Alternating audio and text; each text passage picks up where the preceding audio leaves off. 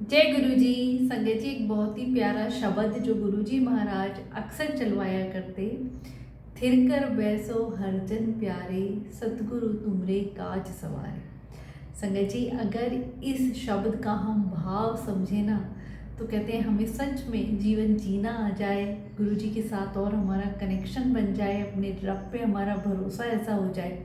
थिर कर बैसो, स्थिर होके, कहते हैं पक्का होके अपने गुरु के दर पे आप बैठ जाओ।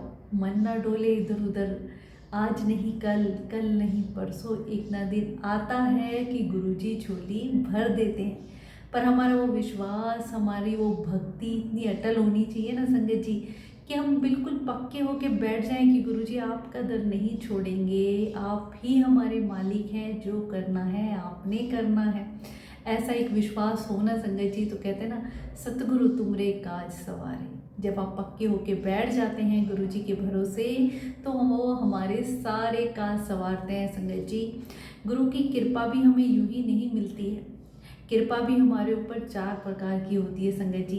पहली कृपा जो हमें खुद एक कदम उठाना पड़ता है गुरु जी की तरफ, कि हम सत्संग सिमरन में लगे, गुरु जी महाराज अमृत वेले उठ के गुरु जी का सिमरन करें, उन्हें निरंतर याद करें, उनकी जितनी लीलाएं हैं, गुणगान हैं, उन्हें सुने। और दूसरी कृपा होती है संगत जी कि सत्संग में जाना, संगत के बीच में बैठना, अपने कर्म कटवाना, गुरु जी के बड़े मंदिर जाना, या गुरु जी की शरण में हम बैठ के वो 2 घंटे गुरुवाणी सुने। तीसरी कृपा होती है संगत जी कि जब भी कोई हम धार्मिक ग्रंथ पढ़ते हैं, जैसे गुरु जी कई बार कहा करते कि शिव पुराण पढ़िया करो, तो इनसे हमारे कर्म भी कटते हैं और हमें ज्ञान मिलता है। और यही ज्ञान हम अपने जब जीवन में अपनाते हैं, तो हमारा जीवन और भी सरल हो जाता है संगत जी। और चौथी कृपा फिर गुरु जी कर देते हैं संगत जी। चौथी कृपा गुरु की ऐसी होती है कि देर चाहे लग जाए, पर वो झोलियाँ जरूर भरते हैं संगत जी। आपने जो मांगा है, जो मन में इच्छा है, गुरु जी के सामने रखो, पर गुरु जी आप देना वही जो हमारे लिए सही हो। बहुत ऐसे प्यारे प्यारे सत्संग है संगत जी, गुरुजी महाराज की पुरानी संगत के, जिनसे हमें बहुत कुछ सीखने को मिलता है। और आप कोई भी सत्संग सुनते हैं, फिर आपको लगता है कि अरे ये तो सुना हुआ है, तो आप ये बात समझ लें, गुरुजी भी एक ही सत्संग को कई कई बार सुनवाया करते, क्योंकि हर बार हमारी सिचुएशन अलग होती है, हमारी सोचने की जो अंदर की क्षमता होती है वो अलग होती है। हमें नहीं पता किस लिए वो सत्संग हमारे सामने आया है, और उसके पीछे क्या हमारे क्वेश्चनों के आंसर हैं, क्या गुरुजी ने हमारे कर्म कटवाने हैं, उसको सुनने से क्या गुरुजी की हमें ब्लेसिंग मिलने वाली है। तो जो भी कोई सत्संग अगर बार बार भी आपके सामने आता है, पर उसे सुनना ना छोड़े संगत जी, क्योंकि हर बार गुरुजी की ब्लेस करने का तरीका अलग ही होता है। एक बहुत ही प्यारा सा सत्संग जो केवल गुरु के भरोसे, और गुरु जी कैसे उनकी परीक्षा भी लेते हैं और उस परीक्षा में भी वो पार उतर जाते हैं संगत जी।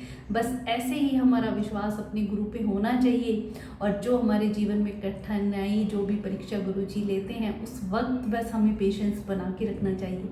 गुरु जी के जालंधर मंदिर में एक हस्बैंड वाइफ आया करते, दोनों डॉक्टर थे।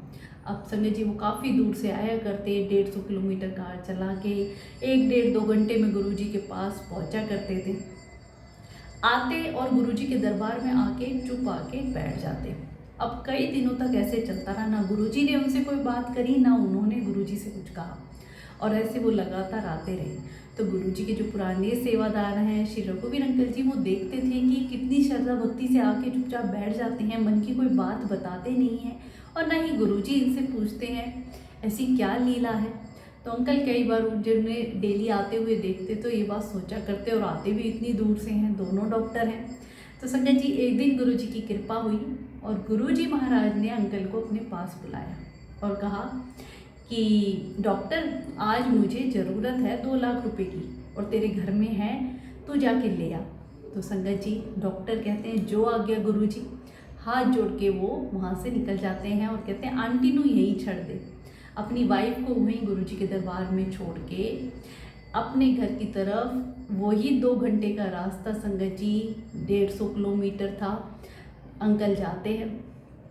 2-3 घंटे और भी ज़्यादा लग जाते हैं उन्हें रास्ते में।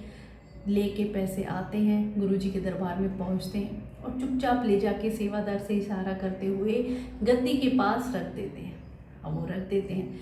थोड़ी देर बाद गुरुजी अपनी गद्दी पे आते हैं और कहते हैं, डॉक्टर तू आ गया और ये क्या रखा है? तो कि जो गुरुजी जो आपकी आज्ञा जो थी बस वही है, वरना संगत जी हम कुछ ऐसे सेवा कर दें तो खूब तेज आवाज़ में या इधर उधर लोगों को भी बताएं कि ये है गुरुजी, हम ये लेके आए हैं या वो लेके आए हैं। पर आप उनकी देखो समझदारी कि गुरुजी महाराज बड़े खुश हुए। फिर गुरुजी बोले, अरे डॉक्टर तू तो परीक्षा में पास हो गया, ऐसा कर अब ये पैसे ले जाके अपने घर वापस रखा। तो संगत जी वो कहते हैं, जो आ गया गुरुजी। वो पैसे उठाते हैं और फिर इतने घंटे का रास्ता तय करके अपने घर जाके वो पैसे रख आते हैं। आंटी वही गुरुजी के दरबार में होती है। वो सुबह के आए हुए आने जाने में ही रात बीत जाती है। संगत जी काफ़ी लेट हो जाता है। जब अंकल वापस अपने घर से वापस गुरुजी के दरबार में आते हैं तो गुरुजी बड़े खुश होते हैं, कहते तूने आज परीक्षा पास कर ली है। कोई देखो ना उन्होंने डाउट किया ना कोई क्वेश्चन किया कि जो आ गया गुरुजी, और कैसे वो कितने महीनों तक गुरुजी के भरोसे आके बैठा करते बिना कुछ बोले बिना कुछ मांगे। तो भगवान यही तो देखते हैं, हमारा भाव ही तो देखते हैं संगत जी। और फिर जो गुरुजी ने परीक्षा ली उसमें भी पास हो गए। फिर गुरुजी उन्हें अपने ट्रीटमेंट रूम में ले जाते हैं, दोनों हस्बैंड वाइफ को उन्हें लिटाते हैं और चेक करते हैं और कहते हैं कि तुम्हें इतनी तारीख को इतने बजे मुंडा ब्लेस कर देता। संगत जी तब गुरुजी की पुरानी संगत रघुवीर अंकल जी को पता चलता है कि इनके कोई संतान नहीं थी और इन्होंने कोई डॉक्टर, खुद भी डॉक्टर थे, कोई ऐसा इलाज कुछ नहीं छोड़ा था। और इसीलिए वो गुरुजी के दरबार में आते थे। गुरुजी बिना उनके बोले सब कुछ समझ गए और उस दिन गुरुजी ने उन्हें ब्लेस करा। और फिर जिस तारीख को गुरुजी ने बताया, जिस डेट पे बताया, जिस समय पे बताया, उसी समय पे उन्हें एक बेटा ब्लेस होता है। तो गुरुजी महाराज संगत जी क्या देखते हैं, हमारा भाव देखते हैं और फिर भर देते हैं ना झोलियाँ। तो यही तो है गुरु की कृपा। तो बस हमें वही अपनी तरफ से एक कदम उठाना है, गुरुजी की सत्संग सेवा सिमरन में सच्चे दिल से उनके साथ जुड़ना है, उन्हें याद करना है। और जब गुरुजी को आप दिल में बसा लेंगे ना और सब सौंप देंगे कि गुरुजी आप ही हमारे मालिक हैं, हम तो दास हैं, अवगुणों से भरे हुए हैं, पल पल गलती करते हैं, हमें क्षमा भी करते रहिए और अपना आशीर्वाद और प्यार और भक्ति हमारे ऊपर बरसाए रखना गुरुजी। हमारी जो बाह पकड़ी है उसे कभी ना छोड़ना। ये अरदास रोज गुरुजी के सामने लगा के देखें संगत जी। सब कुछ छोड़ दें, बस अपना कर्म जरूर करें। ऐसा नहीं है कि बिना कर्म के ही कुछ मिल जाएगा, नहीं, कर्म हमें करना है और गुरुजी महाराज की उसमें हम हर चीज़ में शामिल करेंगे और गुरुजी को साथ लेके चलेंगे ना तो वो हर पल संभालते हैं। फिर देखना संगत जी वही हमारी चौथी कृपा हो जाती है कि गुरुजी खुशियों से झोली भर देते हैं। तो हमें भी अपनी झोली खुशियों से भरवानी है, अपनी कर्म कटवाने हैं, अपने भक्ति के मार्ग पे इतना आगे जाना है कि कहते हैं ना जन्म मरण से मुक्त होकर मोक्ष पाना है। तो गुरुजी को निरंतर याद करें, सच्चाई से पूरी ईमानदारी के साथ अपनी जिम्मेदारियां निभाते हुए उस रब को हर काम में शामिल करें। कुछ भी आपके साथ बुरा हो ही नहीं सकता है संगत जी। और जो ये समय समय पे हमें दुख मिलता है वो हमारी परीक्षा होती है। वो कहते हैं ना आप एक छोटी से बड़ी क्लास में जाएंगे तो थोड़ी परीक्षा कठिन हो जाती है, वही हमारी परीक्षा चल रही होती है। तो हमारे शिक्षक भी जब हमारी परीक्षा लेते हैं तो देखते हैं ना कि कितने कठिन क्वेश्चन को भी सॉल्व करता है या नहीं। तो गुरुजी भी यही देखते हैं उस वक्त हमारा पेशेंस कि किस तरीके से इस समस्या से ये कितना पेशेंस और भक्ति भाव रह के सहन करता है। तो उस परीक्षा में जब हम पास हो जाते हैं ना तो संजय जी फिर तो गुरुजी उस ऊंची क्लास पे हमें पहुंचा देते हैं, अपनी शरण में ले लेते हैं और खुशियों से झोली भर देते हैं।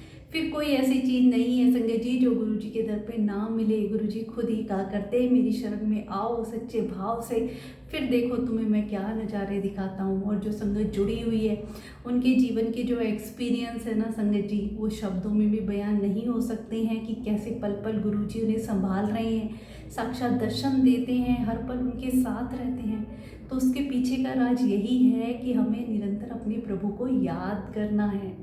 अनंतम अनंतम शुक्राना गुरुजी।